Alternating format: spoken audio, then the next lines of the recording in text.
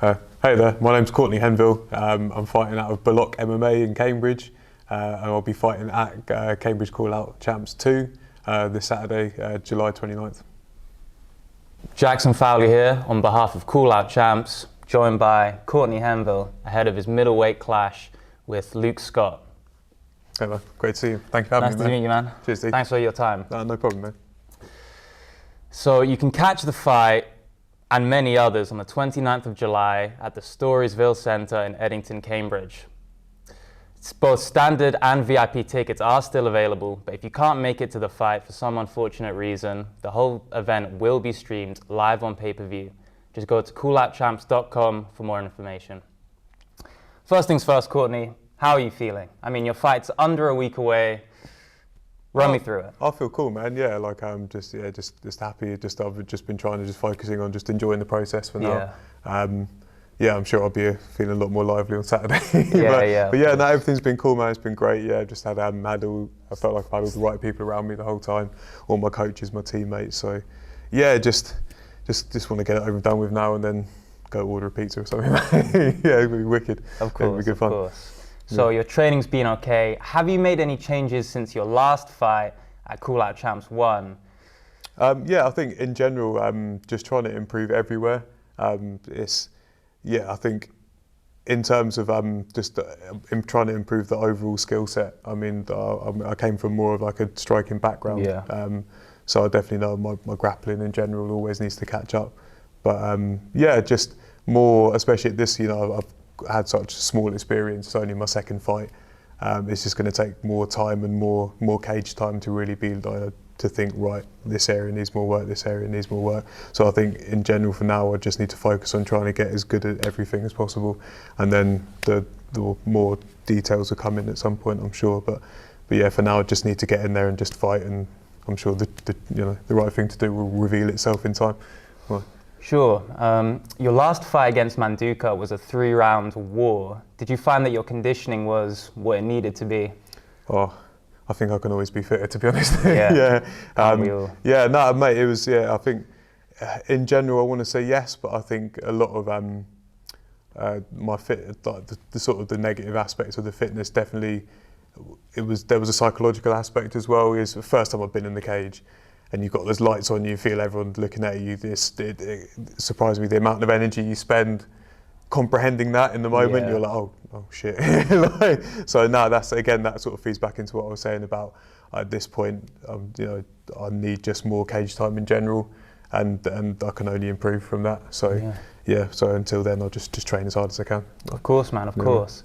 You are a local fighter. I mean, you train right here in Cambridge. You told me you're born and raised. Yeah, man. So in a way, you're a hometown hero heading into this bout. I don't know. I need to earn the hero status. Yeah. Yeah. Do you feel like that adds pressure for you? Does it make the fight harder? Does it make it easier? How does it affect your mindset? I don't know. I mean, I think in terms, there's definitely like an aspect of comfort to it, because you know that. You're on home soil and stuff. So that's, I'd say it makes it a bit more comfortable, but I'd say it hasn't really played too much impact into other things, because I think you're so focused and concerned on just trying to get everything right in general that it's definitely another layer to it. But no, I think again, like I say, I think just the more time I spend in the cage, then I'll get more clarity when looking at the wider picture of where you're fighting and stuff. Yeah. But yeah, for now and for me, it's very much like it's the nuts and bolts and the fundamentals I need to focus on. So yeah, man. But yeah, I love Cambridge, man. Yeah. So as with your last fight at Call-Out Champs 1, you will be competing at 185 pounds in the middleweight division. Is this where you see yourself making your home, or are there potentially any plans to move up or down? Is making weight easy for you? Is it near your walk around? Well, definitely won't be moving up. Won't be moving up. I mean, I find it relatively easy to make weight. Most of it's just just a good, decent diet, and then just a big water cut on the day of the weigh-in. So yeah, I'll walk around 88, 89, and then go down to 84. So yeah, I mean, I'd be potentially open to going down. I'll just have to see just sort of what the future, how the future unfolds. But yeah, I think if things go my way, I'll definitely be interested in looking at trying to move down as well, just to try and capitalise on the size factor, and try and be a bit bigger. But we'll see. But Sure. for now, I think with again being at such a beginner level, like being this sort of comfortable weight cut has been a good way just to dip my toe into everything weight wise in general. So yeah, it's been cool. I'm sure you don't want to give too much away in terms of strategy. Your opponent is potentially watching this interview. But if you could give us a glimpse into the path to victory for Courtney Henville on the 29th, is there a game plan? How do you see the fight going? I mean, to be fair, I think the best game plan is to kind of have successful reaction. You know what I mean? I still think, again, I'm at that level where I need to learn how to be flexible. I don't want to be pigeonholed as someone that can just only do one sort of thing. So again, this is an opportunity to try and react in the right way and try and enforce. And I like to strike. That's definitely my preference. But it's not something that I want to go out and just again like pigeonhole and convince myself that I can only win via this one route. So yeah, I think regardless of the result, as long as I can look back retrospectively and be like, right, okay, you reacted in this way that proves that you're resourceful enough to consider alternatives in the moment, then I'll be chuffed. Like, yeah.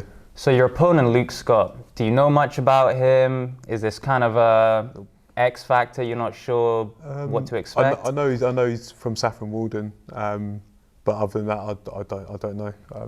Again, at this point, I'll just sort of echo what I said before. It's just about just focusing, just getting my own stuff sorted, nail the fundamentals, and then just hope that the skill set will carry me through. So yeah, man. But no, I hope he's really good. I hope he's awesome because there's no point fighting bad people, and I'm sure he's going to go absolutely ham. So I'm excited. Yeah, man. So how did you get started in fighting, and why do you continue to fight to this day? Well, my dad, he's an old school karate guy, and he got into it back in like the 70s, back when it was like the first wave of people in the UK doing like karate and judo and stuff. And he taught me a bit as a kid, and I didn't really do much of any martial arts for years. And then it was more just I just found myself in a place in life where I just needed something. It had a bit of an itch that needed scratching and an outlet, maybe. Yeah, man, and just to stay fit, take the personal fitness beyond that level of I just go to the gym and do a few bits and stuff, and just needed something just give you that extra kick in just a real constructive way, and then just sort of found it positively improving other areas of my life as well, and I was like, this is awesome. Let's just do as much of this as possible and see what happens. And then you meet with all the best people as well, man. Like it's a bond like no other. You go through life and you have friends from school and stuff. And of course, a lot of them are your real friends. But then some people you end up as you get older, it's natural. You be like, I was never really friends with that person. You know what I mean? But then you punch and kick your mates in the face in training, and you're like, it's awesome. Yeah, it's really good, man. Really good, I highly recommend it. Good. For sure. So, unlike Cool Out Champs 1, Cool Out Champs 2 will be streamed live on pay-per-view, as I mentioned. That means a wider audience and ultimately more eyes on you as you compete. Do you feel any extra pressure from that? In a way, yeah, I guess. But I think I welcome it, man. I think it's the right way to improve. It's just another further step outside the comfort zone, and I think that's the only way you're ever going to improve, really. So yeah, that'd be awesome. I know there's a group of my mates who I know they can't actually make the night, so they'll be watching the stream. So I know that'll be in the back of my head. I'll be like, that's like my best mates from outside of martial arts. They can't come. I know they're streaming it. So yeah, that'll be awesome. That'll be good. Nice. That's just good to see the promotion expanding as well. So yeah, it's sick. For sure. Yeah. So you did have a 3-round war with Manduka at Cool Out Champs 1. What did you learn from that? What did you take away? And have you made any specific tweaks or adjustments to your game as a response to that fight? Yeah, I think the biggest thing there was just biggest takeaway was just trying to stay cool, because there was definitely times where I was thinking more about there was almost too much input from my own mind in that fight, and I'll be honest, I didn't really celebrate. No one really wants to win a split decision win, so I was pretty disappointed in myself. And no props to Telmo, because he fully gave like everything. And if they'd have given him the win, I would have fully have been like, yeah, fair enough. So no, I think in general, yeah, it just not take my foot off the pedal, but just sort of keep the focus more refined and stay a bit cooler, and just maybe try and take more risks as well. Don't be afraid to sort of roll the dice, like, as you never know, like. Yeah. It could go well. So yeah, I think just stay more cool and try to take some more risks.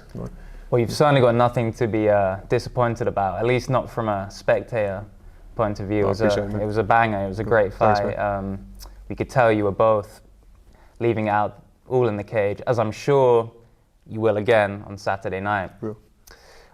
So, do you want to give a shout out to your coaches, to your gym? Yeah, sure. Yeah, all the love and praise goes to Buloke MMA, and just all the lads in Cambridge really that have been helping me prepare and giving me advice and training. So, yeah, man. What would you say to any potential young people looking to maybe go into MMA in Cambridge? Just train. Just come and train. Everyone's welcome. Just come get involved. It's dead fun.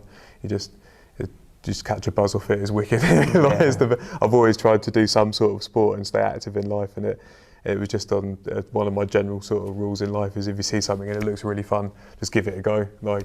And there'll be some aspect of it that you sync with and you enjoy, and it's so good. I mean, I never really went into it thinking about competing at all, but it's just that there's such a buzz and like a satisfying feeling from it when you improve, and then you guys opened up down the road, so I was like, yeah, let's have a go. Like, it's sick, it's dope. Like, well, that's all from me. Thank you for your time. No problem, man. Courtney Henville, Awesome, really man. appreciate it. Obviously, good luck to him, his opponent, and the rest of the fighters on Cool Out Champs 2. If you haven't got your tickets yet, you're in luck. There are still standard and VIP options available. And as I said before, if you can't make it on the night, it will be streamed live on pay-per-view. Visit cooloutchamps.com for more information on both of those options. And with that said, I'll see you there.